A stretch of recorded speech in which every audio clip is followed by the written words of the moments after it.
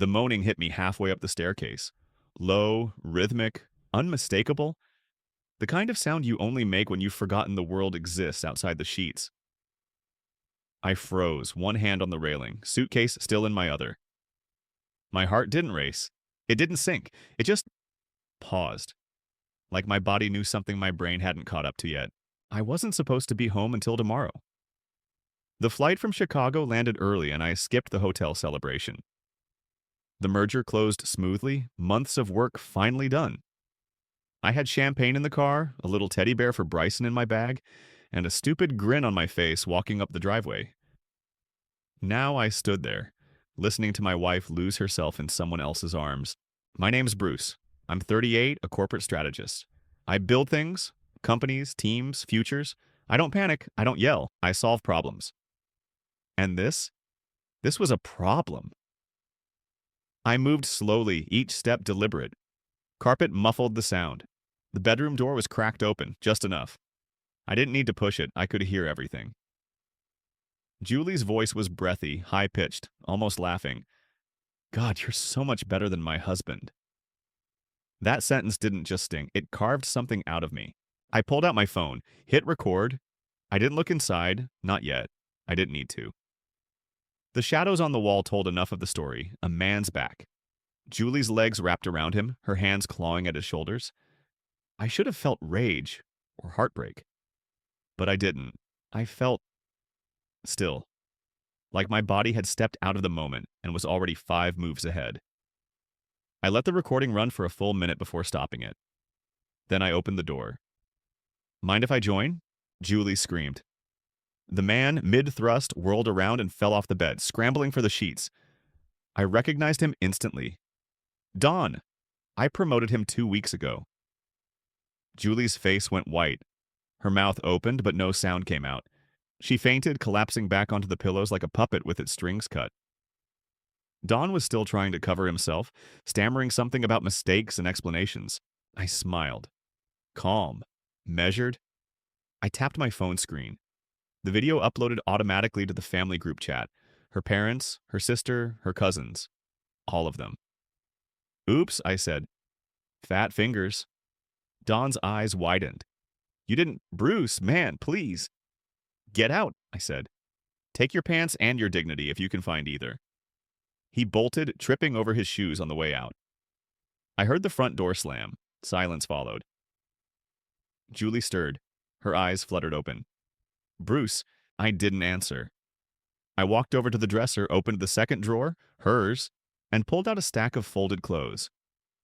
Threw them into a duffel bag. Calm, efficient. Wait, what are you doing? She asked, sitting up, clutching the sheet to her chest like modesty still mattered. I'm helping you pack, I said. You'll be staying with your parents for a while. You can't just... Bruce, please, let me explain. Explain what? I looked at her. Really looked. Her mascara was smudged, her hair wild, her lips swollen. That you've been screwing someone I promoted? In our bed? While my son's asleep down the hall? She flinched. He's your son. Is he? She froze. I zipped the bag. You'll hear from my attorney. Julie started crying, loud, messy sobs. Bruce, I love you. I made a mistake. Please don't do this. I walked out of the room. She followed me down the stairs, still wrapped in the sheet. Please don't send that video to my dad. He'll never forgive me. I turned at the bottom step. He already got it. Her knees buckled. She sat on the stairs, shaking. I opened the front door.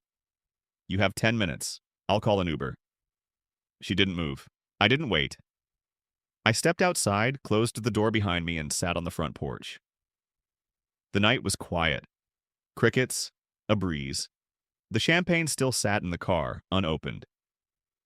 I stared at the bottle for a long time. Then I opened the Notes app on my phone and typed one word. Begin. 3 months earlier, I stood in the kitchen at 11:47 p.m., staring at the microwave clock, waiting for Julie to come home from yoga. She said the class ran late. Something about the instructor adding a meditation session. I poured a glass of water and didn't drink it, just held it. The garage door finally groaned open at 11:52. She walked in, hair damp, cheeks flushed. Tight black leggings, sports bra under a zip-up hoodie. She smiled too quickly. "Hey, babe," she said, kissing my cheek. "Sorry I'm late. Class ran over." I nodded. "All good. You hungry?" She shook her head and opened the fridge. "Just need water. I'm dead." I watched her grab a bottle, twist the cap, and drink half of it in one go. She didn't look at me. "Smells like cologne," I said casually. She paused. "What?" "Nothing," I said. "Thought I smelled something." She laughed. "Probably the eucalyptus towels. They use essential oils now." I smiled. "Nice." She walked past me, up the stairs, and I waited until I heard the shower running. Then I picked up her gym bag and unzipped it. Inside were a towel, a pair of heels, and a lace bra I hadn't seen in months. I didn't say anything that night, or the next. Instead, I called Morgan. Morgan's been my assistant for 6 years. She's sharp, loyal, and doesn't ask unnecessary questions. I told her I needed a private investigator. Discreet. Fast. She sent me 3 names. I picked one.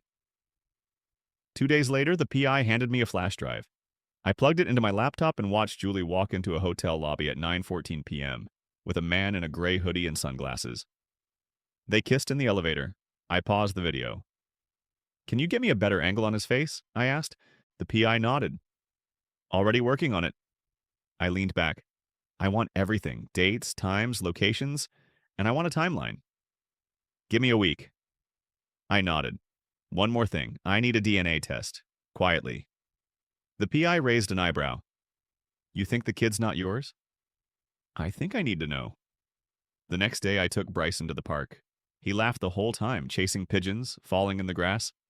I sat on the bench and watched him. He looked like me. At least I thought he did. That night, I swabbed his cheek while he slept. Put the sample in the envelope and mailed it to a lab I found through a friend in legal.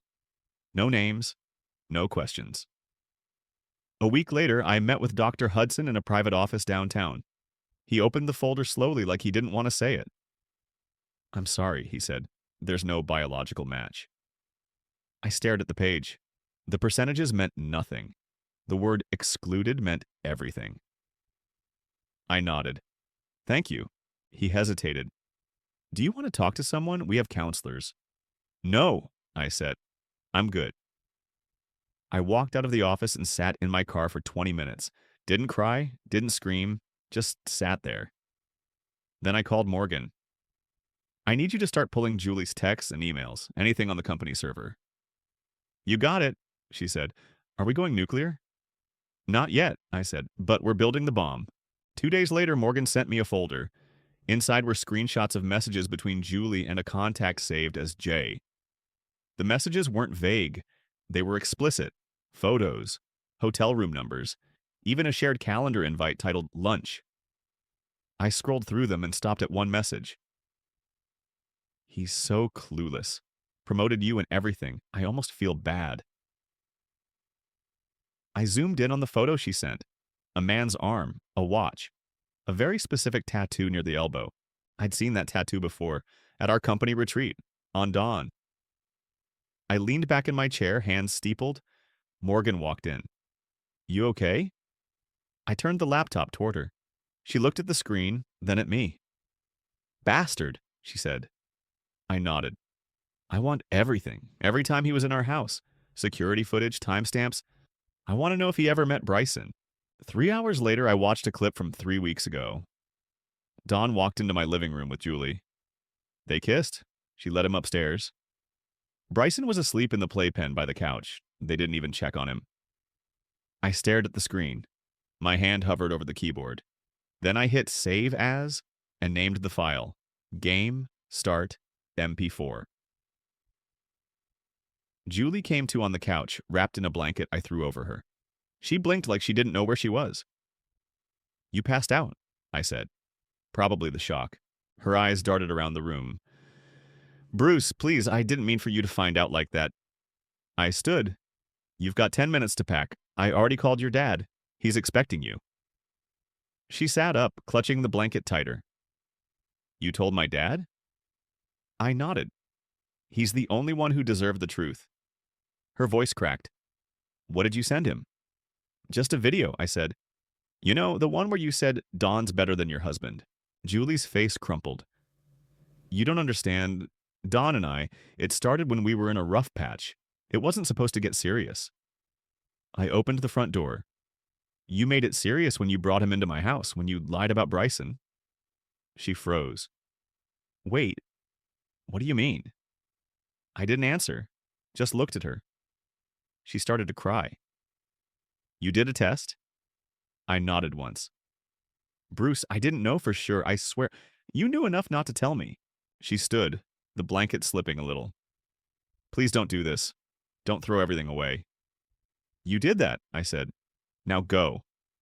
She stared at me for a long second, then turned and went upstairs. I heard drawers opening, zippers, the quiet sobbing she tried to muffle. 15 minutes later, she came down with 2 bags.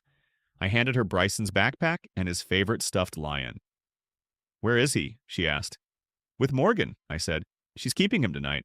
Julie's lip trembled. Can I at least say goodbye? Not tonight. She opened her mouth to argue, but I stepped aside. The Uber was already waiting.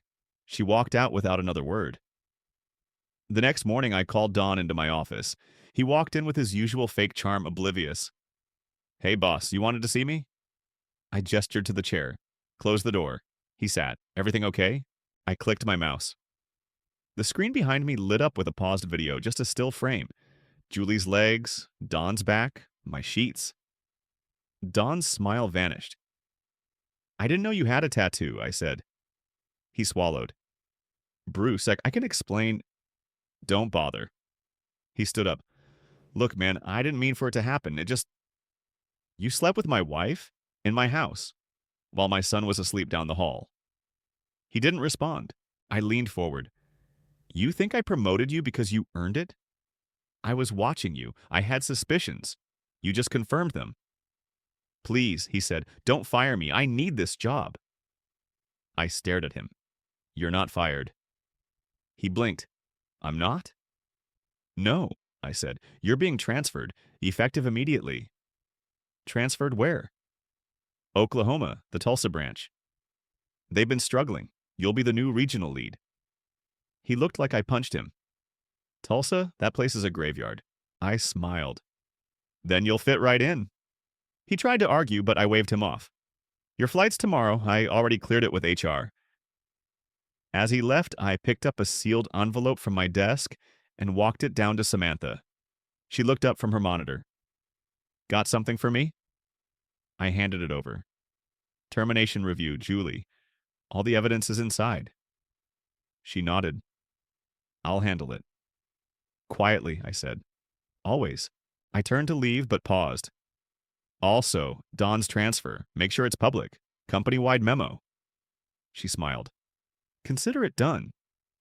That night, I sat on my couch with a glass of bourbon and watched the security footage again.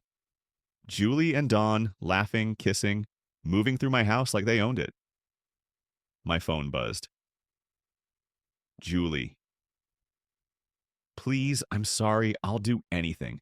Just don't show anyone else that video. I stared at the message. Then I opened my laptop, pulled up the file, and selected every contact in her friends list. Send all. I hit the button, and then I sat back. Not angry, not sad, just done. Don's face on the company-wide email was priceless. Subject: New leadership opportunity, Tulsa Regional Branch. The photo we used was from the last holiday party. Him holding a champagne flute, red-faced and mid-laugh. The kind of picture that screams, I peaked 3 drinks ago. The email praised his adaptability and commitment to underperforming territories. Morgan forwarded me a dozen internal replies. Most were some version of, wait, what? Or LOL, did he piss someone off? Yes, he did. Samantha confirmed Don's relocation was processed. His company card was downgraded. His title? Interim. His office? A converted storage room in Tulsa's strip mall branch. Julie's termination went through the same day. She got the official notice in her inbox at 9:03 a.m. I know because she called me at 9:04. You got me fired? Her voice was shrill, panicked. You violated company policy. Repeatedly, I said.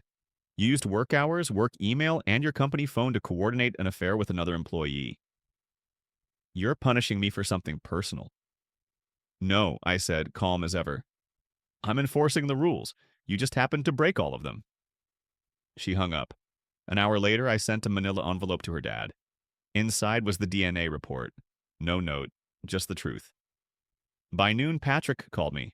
Bruce, he said, his voice low, tell me this isn't real. I wish I could. Silence. He sighed. She told us Bryson was yours. She swore it. I believed her too. I'm sorry, son. I didn't say anything. He continued. She came home crying, said she made a mistake.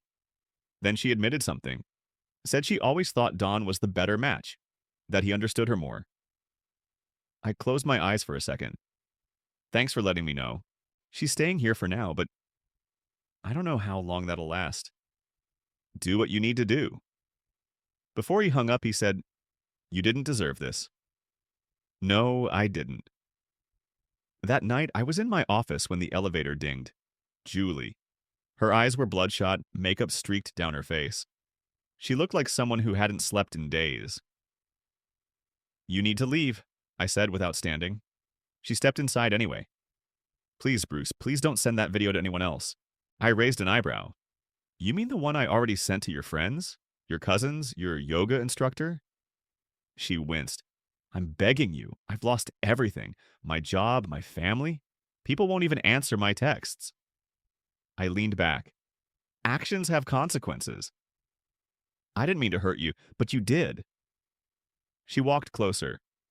I wasn't thinking straight. I was lonely. You were always working. Don't, I said. Don't blame me for your choices. She started to cry again. I know I messed up. I know I don't deserve forgiveness, but please, Bruce, don't ruin me. I opened my laptop, clicked a folder labeled Final. She froze. What is that? Backup files, photos, videos, screenshots, everything I haven't released yet. Please don't. I clicked Send All. Her knees buckled and she grabbed the edge of my desk. Why are you doing this? I looked her dead in the eye. Because you didn't just cheat. You lied. For years. You let me raise a child who wasn't mine. You brought him into my house, my bed. You let me name him. Tears streamed down her face. I never meant for it to go this far. But it did. She turned, stumbling toward the door. Julie, I said. She stopped. You might want to change your number. The internet's going to have questions. She didn't reply. She just left. Morgan appeared a few minutes later holding a flash drive. Everything's archived, she said, and I found something else. She handed me a printed screenshot. Julie had emailed Dawn from her work account 2 months ago. Subject: Plan B. Body. If Bruce ever finds out, we'll say it was a one-time thing. He's too logical to react emotionally. We can spin it. I stared at the paper. Morgan said, They thought you'd let it go. I folded the page and slid it into my drawer. No, I said, they thought I'd stay quiet. They forgot what I do for a living. Morgan nodded.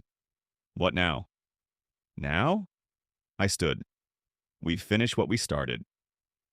The lawyer slid the final divorce papers across the table. All terms are locked in. You're free to sign. I didn't hesitate. Julie sat across from me, quiet, eyes hollow. Her lawyer whispered something, but she didn't respond.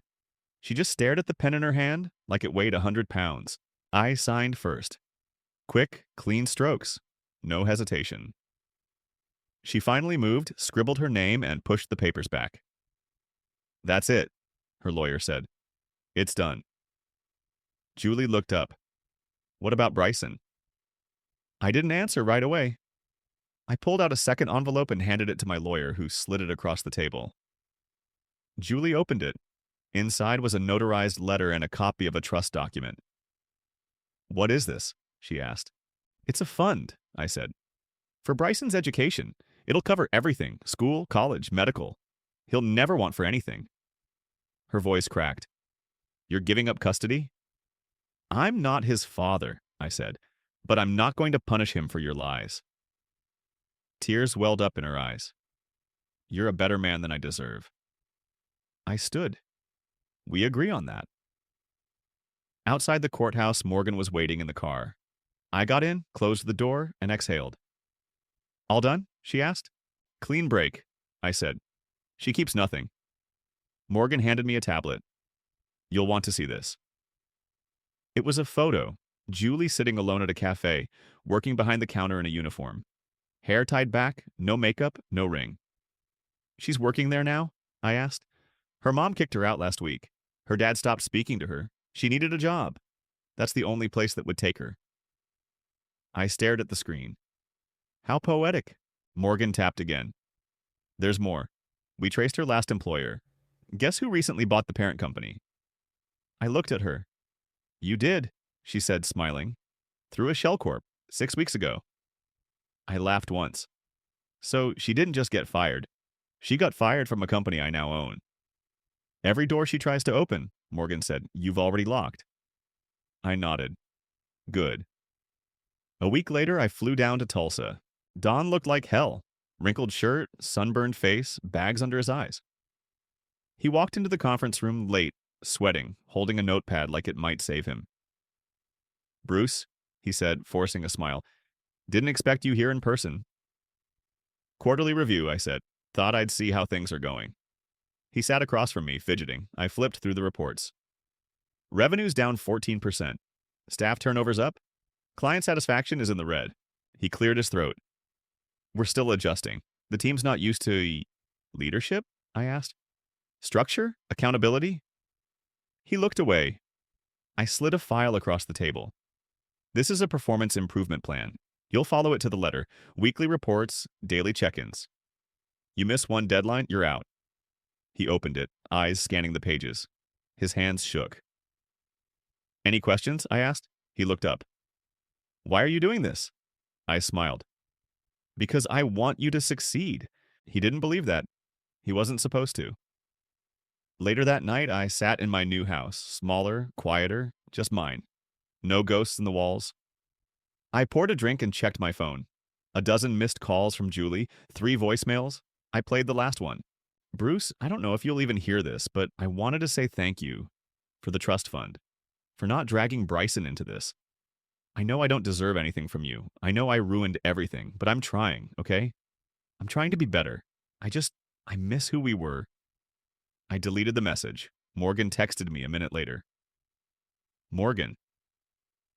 Don left you a voicemail too. Want me to forward it? Me. Sure. It came through fast. I hit play. Bruce, man, what the hell is your problem? You made your point. You won. You ruined my life. Just stop. I'm done apologizing. I don't deserve this. No one does. I saved that one. I wanted to remember what defeat sounded like. Don walked into the Tulsa boardroom 10 minutes late again. I was already standing at the head of the table, sleeves rolled up, reviewing the quarterly numbers on the projector. The regional staff sat stiffly, eyes darting between me and the door, as Don stumbled in, hair uncombed, shirt untucked. Sorry, he muttered, dropping into a chair. I didn't even look at him. Let's begin. The presentation was brutal. Sales were down another 11%. Client retention was tanking. 3 senior reps had quit in the last month alone. I clicked to the next slide, a chart with Don's name at the top and a red line plunging into the abyss. This, I said, is what happens when leadership fails. Don shifted in his seat. We've been short-staffed. The systems are outdated. You've had 6 weeks, I cut in. 6 weeks and not a single documented improvement. One of the team leads raised her hand. We tried to schedule a client retention workshop, but Don canceled it. Said it wasn't urgent. I turned to him. Did you? Don's face flushed. I had other priorities. Like what? He didn't answer. I leaned on the table. Let me be clear, your job isn't secure. You're not untouchable. You're a cautionary tale in the making. The room went silent. I clicked off the projector. Meeting adjourned. Everyone filed out fast. Don stayed seated, arms crossed, jaw tight. You done humiliating me? He asked.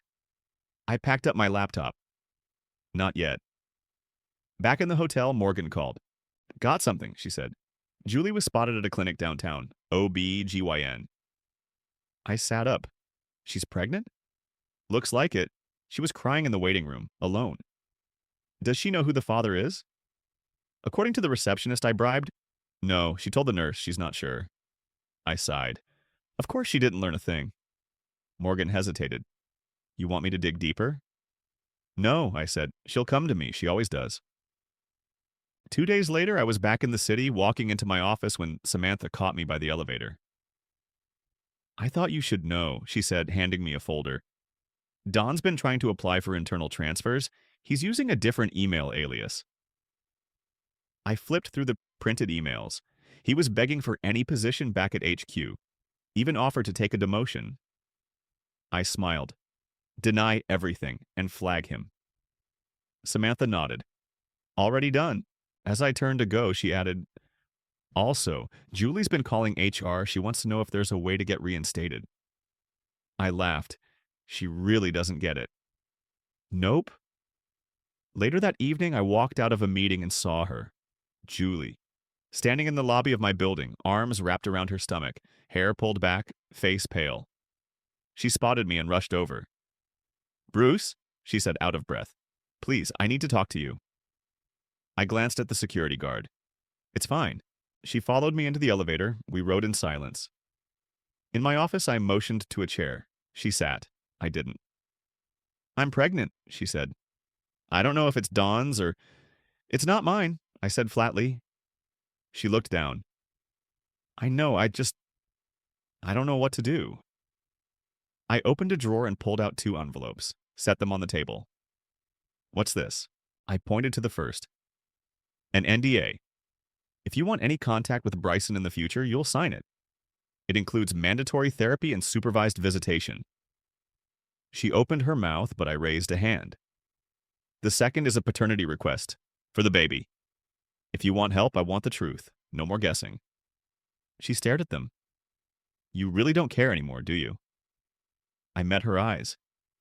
You were never the victim, Julie. You were always the reason. She didn't cry this time. She just nodded slowly, picked up the envelopes, and walked out. As the door closed behind her, I pulled out my phone and texted Morgan. Me. Upload complete? Morgan. Live in 3, 2, 1. I sipped my coffee and looked out the window. Let the world see what betrayal really looks like. The restaurant was quiet, upscale, tucked into a corner of the city where no one asked questions and every table had a view. I'd reserved the booth in the back, dim lighting, no distractions. Julie walked in 5 minutes late. She looked worn, thinner, but tried to dress up.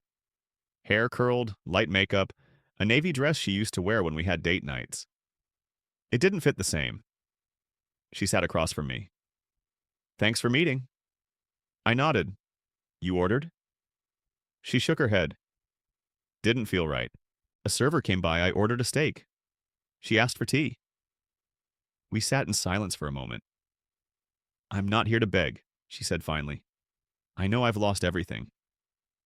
I said nothing. She looked down. I want to understand. Why you did all this. Why you destroyed me. I leaned forward. You're asking why I didn't just walk away quietly? She nodded. You cheated? Lied. Let me raise a child that wasn't mine. You looked me in the eye for years and pretended. And when I found out, you didn't come clean. You tried to spin it, to control the fallout. I didn't know what else to do, she whispered. You knew exactly what to do. You just didn't want to face the consequences. She wiped her eyes. I'm pregnant, Bruce. I don't know who the father is. I'm scared. I'm alone. And I know I deserve that, but I'm still human. I reached into my coat and pulled out 2 envelopes, set them on the table. You already gave me these, she said. No, I said. These are updated. The NDA now includes a clause for public commentary. You don't speak about me, the company, or Bryson to anyone. Not online, not in interviews, not even in passing. She opened it. You think I'd ever get interviewed again? I didn't answer. She picked up the second envelope. And this? Paternity test. I need confirmation. If the child's mine, I'll support it. If not, I'm out. She stared at the papers, then at me. You really feel nothing for me? I took a sip of my drink. I feel relief that I'm not still living a lie. She nodded slowly. You were always better at hiding your emotions. No, I said. I was just better at choosing when to show them. The server brought our food. She didn't touch hers.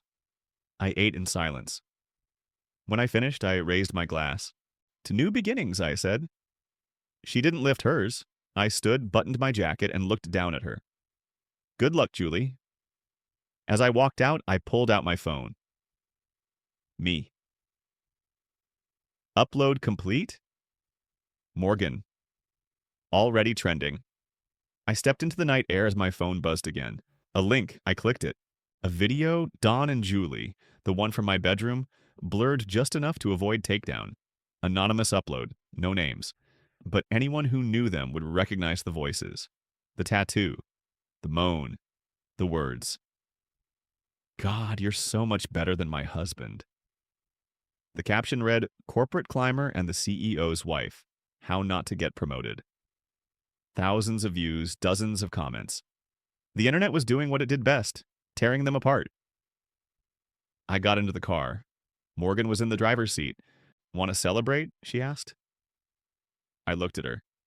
You ever think we went too far? She paused. No, I smiled. Me neither. She handed me a folder. One last thing. Don tried to apply for a job at a competitor. I sent them the video. I raised an eyebrow. You're thorough. I learned from the best. We drove in silence for a while. Then I said, let's go home. She smiled. Yours or mine? Whichever has less bad memories. She laughed, and for the first time in months, so did I. The bar was quiet, tucked into a corner near the marina. No music, just the clink of glasses and soft murmurs from a few scattered tables. I sat by the window, sipping a whiskey, watching the boats rock gently in the harbor. Jordan slid into the seat across from me. She wore a gray blazer, sharp lines, bright eyes. You always pick the quiet places. Noise doesn't help me think, I said. She smiled. You've been thinking a lot lately. I nodded. Just tying up loose ends. She set a folder on the table. The ethics review is done. Clean slate, no conflicts of interest, no legal exposure. I flipped it open. The final stamp was there. Green, bold, official. You're free to move forward, she said. I closed the folder. Good. She leaned in slightly. You sure you're ready for this next venture? I looked out the window. Yeah, it's time. Across town, Julie sat in a coffee shop, wiping down tables. Her name tag was crooked. A customer tried to flirt with her. She forced a smile, took the order, and walked away. Her phone buzzed. Another missed call from a recruiter. She'd applied to 20 jobs this week. No responses. The video still floated around. Someone reposted it every time it got taken down. The comments were merciless. She opened her email. Another rejection. She closed her eyes, took a deep breath, and went back to work. Don sat in a motel room outside Tulsa, watching TV on mute. His phone was face down. He hadn't gone online in days. Every time he did, someone had tagged him in a meme or a thread. HR nightmares, corporate scandals, cautionary tales. He'd applied to a dozen companies. No one called back. He picked up his phone, opened his photos, and stared at one from the retreat. Him and Julie smiling, arms around each other. He deleted it. At the office, Morgan walked in with 2 coffees and a grin. You're officially the most Googled exec this week, she said. I took the cup. That a good thing? Depends on your PR team, but hey, you're a legend now. I smirked. That what they're calling it? She sat across from me. You know, when this all started, I thought you were going to lose it. I almost did. But you didn't. You turned it into a masterclass. I nodded. It wasn't about revenge, not really. She raised an eyebrow. No. It was about balance. She tipped the scale. I just corrected it. Morgan held up her coffee. To balance, then. I clinked mine against hers. To balance. Later that afternoon, I walked into the daycare to pick up Bryson. He ran to me, arms wide, lion plush in hand. Daddy! I knelt and caught him. Hey, buddy. The teacher smiled. He's been talking about you all day. I ruffled his hair. We've got a big evening planned. Pizza, cartoons, and maybe some ice cream. He grinned. Yay!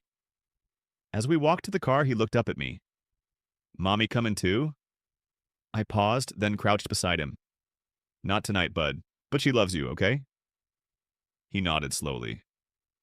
Okay. I buckled him in, climbed into the driver's seat, and pulled out of the lot. The sun was setting, painting the sky in deep oranges and purples. Bryson hummed in the back seat, swinging his feet. My phone buzzed, a message from Jordan. Jordan. Dinner next week? Just us, no business. I smiled and typed back. Me looking forward to it. I glanced at Bryson in the mirror. He was already nodding off. Justice doesn't always come with fireworks. Sometimes it's quiet, surgical, permanent. Some say betrayal teaches patience. I say it teaches precision.